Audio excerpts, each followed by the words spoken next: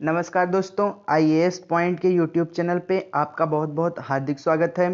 दोस्तों, CEA current affair analysis जो कि आईएएस पॉइंट का रात को 8 बजे आता है, इसकी क्लास जो है अब मैं लूँगा और जो है ये सीईए के बारे में मैं करंट अफेयर एनालिसिस जो आता है आपका, इसको अब मैं पढ़ाऊँगा। ठीक है, तो आज का जो हमारा टॉपिक रहेगा मतदान में ब्लॉकचेन तकनीकी। ये मतदान जो होता है, चुनाव जिसको कहते हैं, चुनाव में ब्लॉकचेन तकनीकी, आखिर क्या है ब्लॉकचेन तकनीकी, इसके बारे में हम लोग आज अच्छे से डिस्कस करेंगे। और मतदान में इसका प्रयोग जो होगा, कैसे किया जाएगा, क्या है, इन सब के बारे में हम अच्छे से डिस्कस करेंगे। ठीक है, तो चलिए अब देखते हैं। सबसे पहले देखते हैं कि चर्चा में क्यों है ना। इसमें चर्चा में क्यों है, सबसे पहले तो ये जानना जरूरी है। तो ये चर्चा में है निर्वाचन आयोग, इलेक्शन कमीशन ईसी के अधिकारी ब्लॉकचेन तकनीकी का उपयोग सुदूरवर्ती क्षेत्रों में वोटिंग में करने की संभावना तलाश रहे हैं, है ना, ताकि मतदान से जुड़ी भौगोलिक बाधाओं को दूर किया जा सके।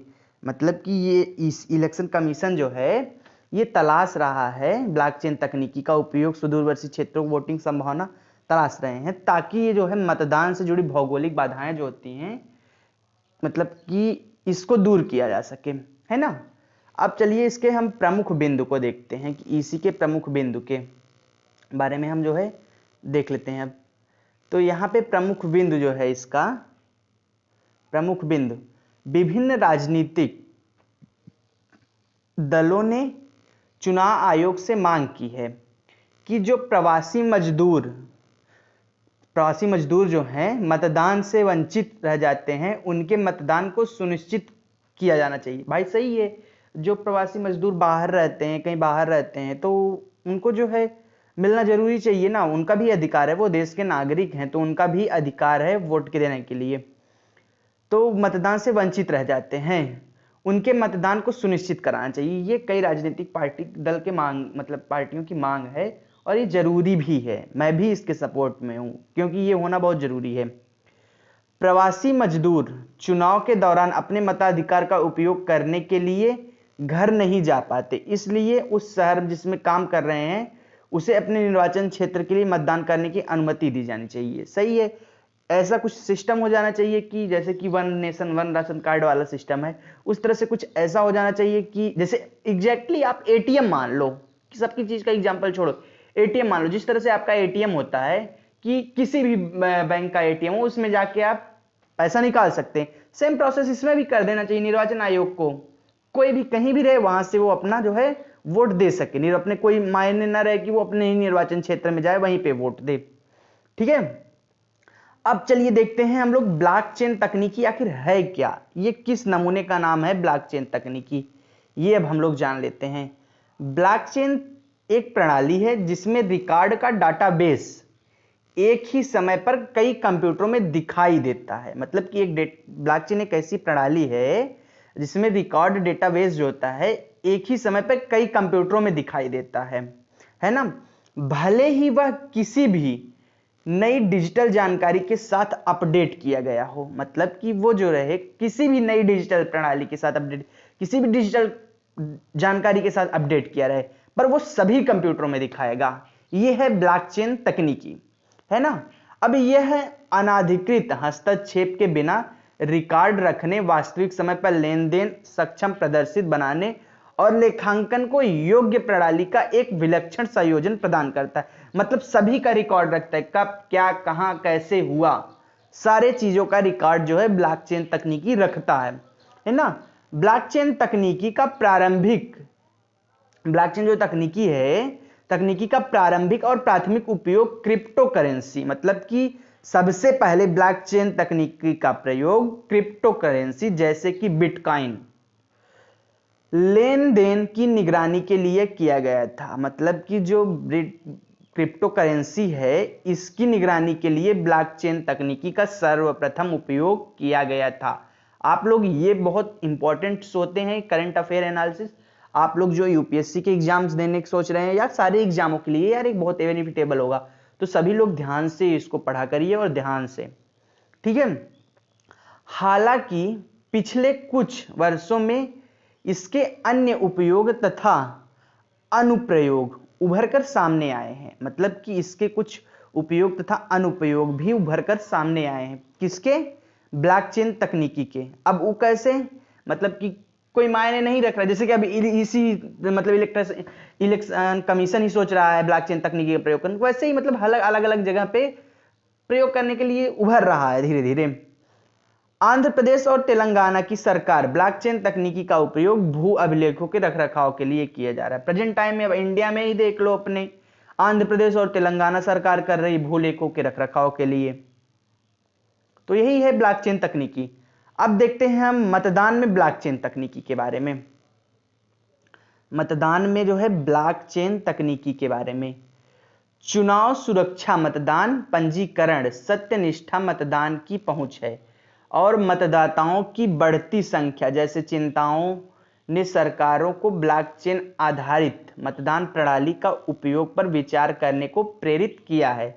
मतलब कि चुनाव सुरक्षा, मतदाता प्रणाली की पंजीकरण, सत्यनिष्ठा मतदाता की पहुंच और मतदाताओं की बढ़ती संख्या और चिंताओं के लिए ब्लॉकचेन आधारित तकनीकी मतदान प्रणाली उपयोग पर विचार करने को प्रेरित किया, ताकि मतदान प्रणाली में विश्वास बढ़ाया जा सके, ताकि चुनाव में विश्वास बढ़ाया जा सके और आवश्यक लोकतांत्रिक प्रक्रियाओं में भागीदारी के साधन में इसका प्रयोग किया। लोकतंत्र में सबका अधिकार है, वोट देना लोकतंत्र में सभी का अधिकार है, तो इसको बढ़ाया जा सके, है ना।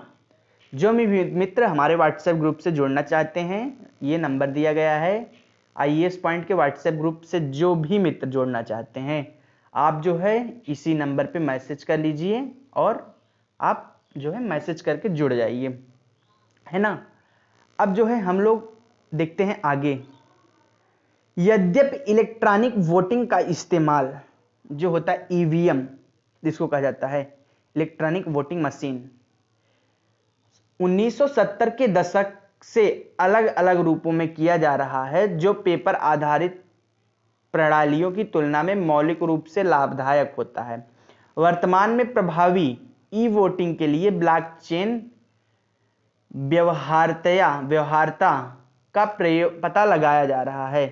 अभी ईवीएम के ऊपर बहुत सारे इल्जाम्स लग रहे हैं कि ईवीएम हैक किया जा रहा है। आई थिंक ईवीएम हैक करना पॉसिबल नहीं है, क्योंकि ना तो उसमें कोई वाईफाई है, ना तो उसमें कोई ब्लूटूथ है, तो ईवीएम हैक करना ऐसा तो पॉसिबल है नहीं। बट एंटी पार्टी जो होती हैं, वो विरोधी दल जिसको कहते हैं, तो वो जो है एलिगेशंस लगा रहे हैं गवर्नमेंट्स के ऊपर कि गवर्नमेंट ईवीएम को हैक करा के जो है वोट लेती है। बीजेपी गवर्नमेंट के ऊपर डायरेक्टली हम बोल सकते हैं कि बीजेपी के ऊपर अदर पार्टीज जो हैं वो बोलती हैं कि ईवीएम हैक करके जो है गवर्नमेंट्स वोट को इकट्ठा कर रही, कलेक्ट कर रही है। चलिए अब देखते हैं चुनाव द्वारा सेवा में कार्यरत मतदाताओं, सशस्त्र बलों, केंद्रीय अर्ध सैनिक बलों और विदेश में विदेशी मिशनों में तैनात केंद्र सरकार के अधिकारियों मिलकर एक तरफा इलेक्ट्रॉनिक प्रणाली का इस्तेमाल किया गया है। यथावर्ष 2019 के लोकसभा में इलेक्ट्रॉनिक रूप से प्रेषित पोस्टल बैटल सिस्टम का प्रयोग किया गया। ब्लॉकचेन तकनीकी में पाई जाने वाली विशेषताओं को विकेंद्रीकृत, पारदर्शी, परिवर्तनीय और एन्क्रिप्टेड प्रणाली के कारण यह तकनीकी छेड़छाड़ को कम करने तथा मतदान प्रतिशत को बढ़ाने में मदद कर सकती है। ठीक है। संभव प्रणाली दूरस्थ स्थान पर ब्लॉकचेन तकनीकी के माध्यम से मतदान प्रक्रिया में मतदान स्थल पर